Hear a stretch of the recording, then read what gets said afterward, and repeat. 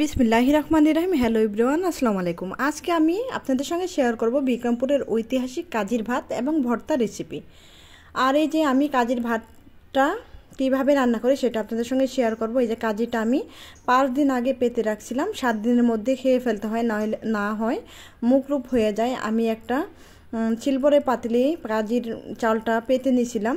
আর এখন আমি কাজির চালের বোয়া ভাত রান্না করব, আর সঙ্গে 5 আইটেমের ভর্তা। আর কাজির ভাতটা রান্না করার জন্য ভাতও রান্না করে খাওয়া যায়, কিন্তু আমি রান্না করব আজকে বোয়া ভাত।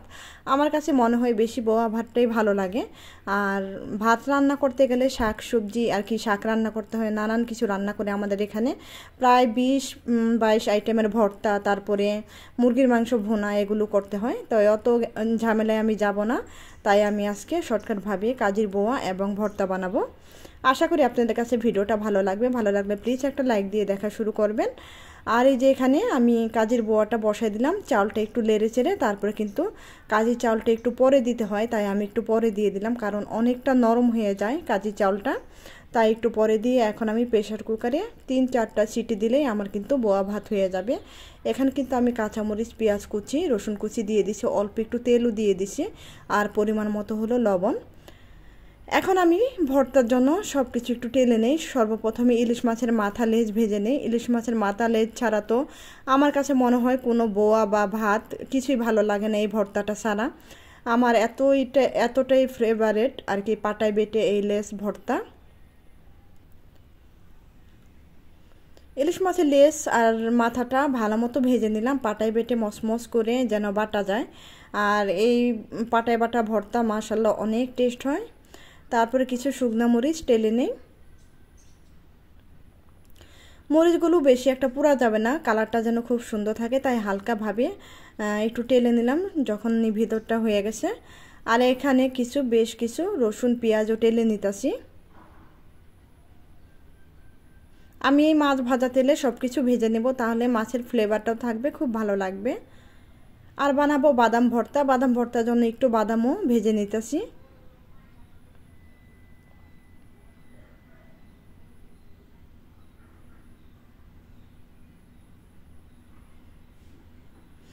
ঢালতে গিয়েও ঢাললাম না, চেনি দিয়ে তুলে নিলাম, কারণ তেলটা যাবে গা, এই জন্য ওই তেলটা দিয়ে আমি আবার একটু কালো জিরা ভর্তা করে নিতেছি। কালো জিরা ভর্তাটা আমার বাসায় কেউ খাবে না, সবই ছেলে মানুষ, আর শাশুড়ি আম্মা তো খুবই বয়স্ক, ভর্তাটা আমিই খাবো বেশি মজা করে, তাই অল্প একটু কালো জিরা ভর্তা করে নিলাম, বেশি একটা খাবো না। কালো জিরা ভর্তা আবার প্রচণ্ড কষা। আর এখানে আমি মুসুরি ডালও ভর্তা করব, তার জন্য ধুয়ে রেখেছি, একটু রসুন পেঁয়াজ দিয়ে সিদ্ধ বসাই দিলাম। আর মুসুরি ডালে এভাবে রসুন দিয়ে সিদ্ধ করলে মুসুরি ডালের টেস্টটা দ্বিগুণ বেড়ে যায়। আর এখানে কিছু আলুও কেটে নিচ্ছি, আলুগুলো আমি ভর্তা বানাবো, তাই আলুগুলো আমি সিদ্ধ করে নেব। ডালটা সিদ্ধ হয়ে গেলে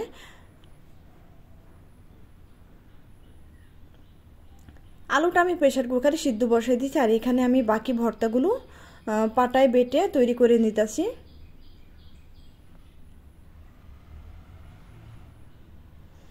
প্রতিটা ভর্তার মধ্যে আমি আলাদা আলাদা করে 2টা করে শুকনো মরিচ দিয়ে দিব, কারণ আমি বেশি একটা ঝাল খেতে পারি না, আমার ফ্যামিলির কেউ খেতে পারে না, তাই অল্প ঝাল দিয়ে বানিয়ে নিব। আর অল্প ঝালও না, এই মরিচগুলো বিখ্যাত ঝাল, অনেকটাই ঝাল, আমাদের জন্য একদম পারফেক্ট।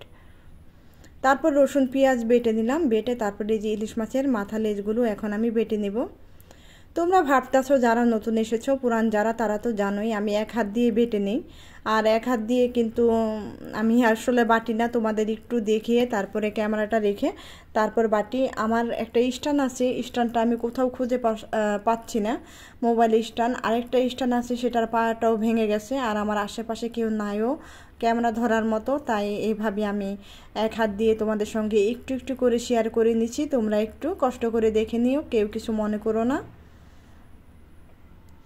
এই যে দেখো, ইলিশ মাছের মাথা লেজ ভর্তাটা কিন্তু হয়ে গেল।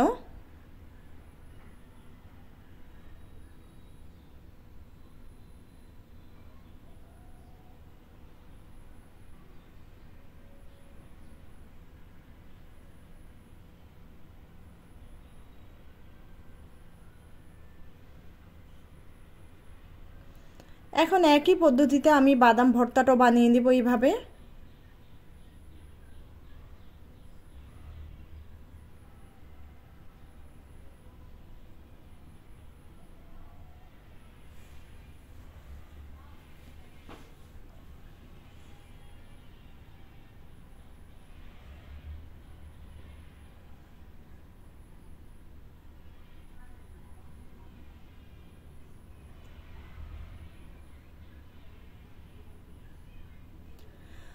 তারপরে এই যে দেখো আলুগুলো সিদ্ধ হয়ে গেছে, আলুগুলো পাটায় ডলে একটু মেখে নিব। আর এইভাবে আলু ভর্তা করলে পাটায় খুব ভালো লাগে আমার কাছে খেতে। জানি না তোমাদের কাছে কেমন লাগে, তোমরা কিন্তু কমেন্ট করে অবশ্যই জানাবে। তারপর দিয়ে দিলাম একটু সরিষার তেল দিয়ে পাটার মধ্যে ভর্তাটা ভালো মতো একটু মেখে নিই।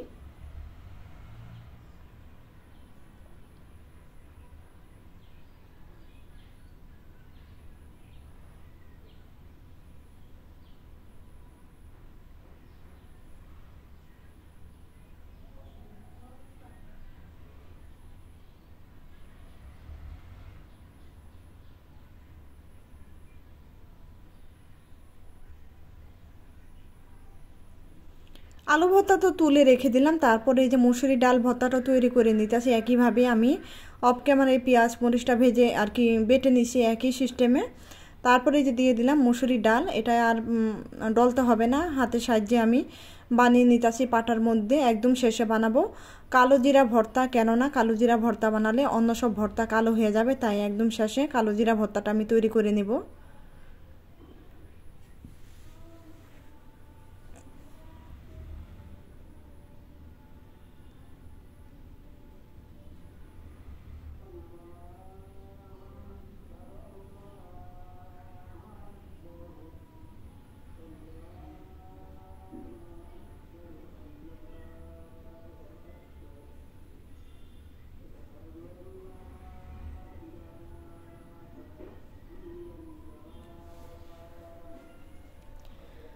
কালো জিরা ভর্তাটাও তৈরি করে নিলাম। এই যে দেখো কতটা সহজ, আর এইভাবে ভর্তা বানিয়ে খেলে পাটার মধ্যে ওহ কি যে টেস্ট। আর এখন আমি একটু পাটা মুছে ভাত খাবো। কে কে পছন্দ করো এমন পাটা মুছে ভাত খেতে, তোমরা কিন্তু কমেন্ট করে জানাবে। আর আমার সঙ্গে তোমাদের সবাইকে এক লোকমা করে খাইয়ে দিব। এই যে তৈরি হয়ে গেল আমার ভর্তা। আর এদিকে এই যে বোয়া ভাতটাও হয়ে গেছে, দেখো মাশাল্লাহ কতটা সুন্দর হয়েছে। আর খেতে যা কি টেস্ট হয়েছে তোমাদের বলে বোঝাতে পারবো না। কাজির চাল দিয়ে এভাবে রান্না করলে খুবই টেস্টি হয়। আর আমি যে পাটার মধ্যে সব ভর্তা একটু একটু করে নিয়ে নিতেছি, তারপরে আমি একটু ডলে ডলে পাটায় ভাত খেয়ে নিব। আমাদের বিক্রমপুরের মানুষ কিন্তু এইভাবে কাজির বোয়া ভাত, কাজির জাউ, কাজির চাপটি, কাজির চিতই পিঠা অনেক কিছুই কিন্তু এভাবে খায় কাজির পানি দিয়ে কিংবা কাজির চাল দিয়ে।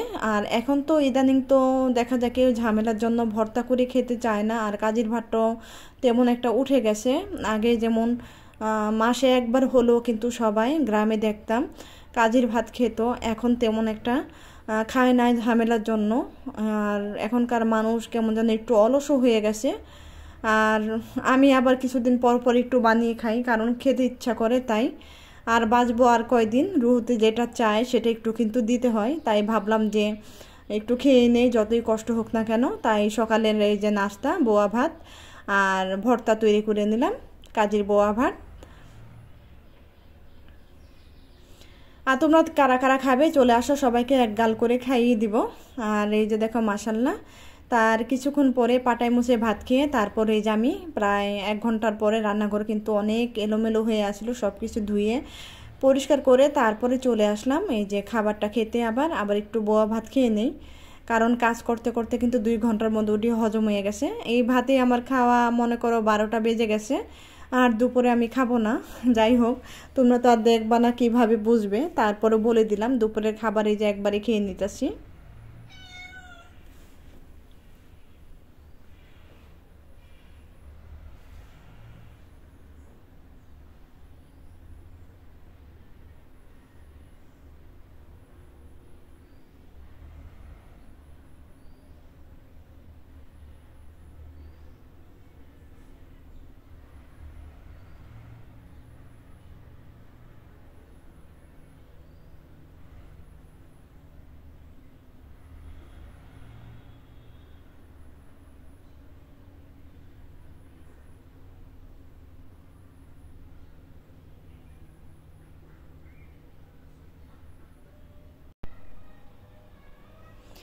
শেষ পর্যন্ত যারা ছিল তাদের তো অসংখ্য অসংখ্য ধন্যবাদ। যারা আমার চ্যানেলে পুরান তাদের তো সবসময় আমি অসংখ্য ধন্যবাদ জানাই। আর নতুনদের জন্য শুভেচ্ছা। তো আজকের মতো এখানে শেষ করবো। আল্লাহ হাফেজ, আসসালামু আলাইকুম।